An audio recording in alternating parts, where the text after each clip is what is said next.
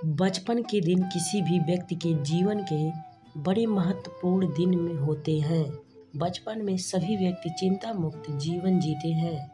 खेलने, उछलने, कूदने, खाने पीने में बड़ा आनंद आता है। माता पिता, दादा दादी तथा अन्य बड़े लोगों का प्यार और दुलार बड़ा अच्छा लगता है। हर उम्र बच्चों के साथ खेलना कूदना, परिवार के लोगों के साथ घूमना फिरना, बस ये ही प्रमुख काम होते हैं। सचमुच बचपन के दिन बड़े प्यारे और मनोरंजक होते हैं। मुझे अपने बाल्यकाल की बहुत सी बातें याद हैं। इनमें से कुछ यादें प्रिय तो कुछ अप्रिय हैं। मेरे बचपन का अधिकतर समय गांव में बीता है। गांव की पाठशाला में बस एक ही शिक्षक थे। वे पाठ याद न होने पर बच्चों को कई तरह से दंड देते थे। मुझे भी उन्होंने एक दिन कक्षा में आधे घंटे तक एक पांव पर खड़ा रहने का दंड दिया था।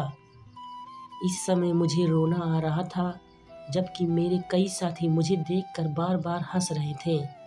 मैं बचपन में कई तरह की शरारतें किया करता था।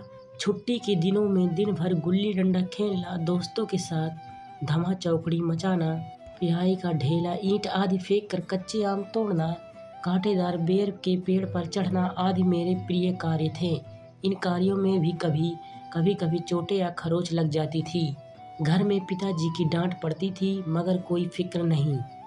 9 अगले दिन ये कार्य फिर शुरू। किसी दिन खेत में जाकर चने के कच्चे झाड़ उखाड़ लेता था तो किसान की त्योरी चढ़ जाती थी। वह फटाकर दौड़ने लगता था। भागकर हम बच्चे अपने अपने घर में छिप जाते थे। कभी किसी के गन्ने तोड़ लेना तो कभी खेतों से मटर के पौधे उखाड़ लेना। न जाने इन कार्यों में क्यों बड़ा मज़ा आता था।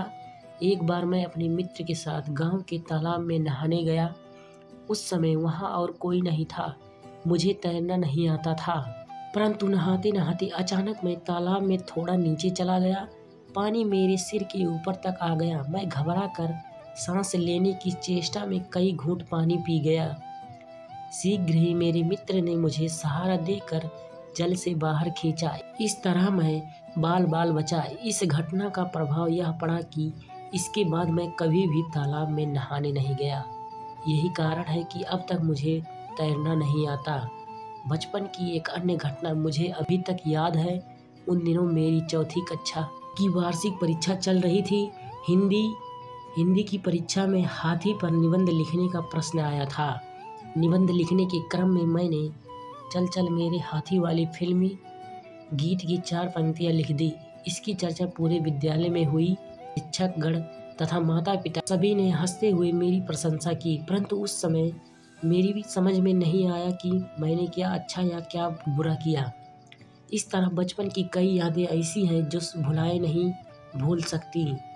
इस मधुर स्मृतियों के कारण ही फिर से 5-7 वर्ष का बालक बनने की भी इच्छा होती है, परंतु बचपन में किसी को पता ही कहाँ चलता है कि ये उसके जीवन के सबसे सुनहरे दिन हैं।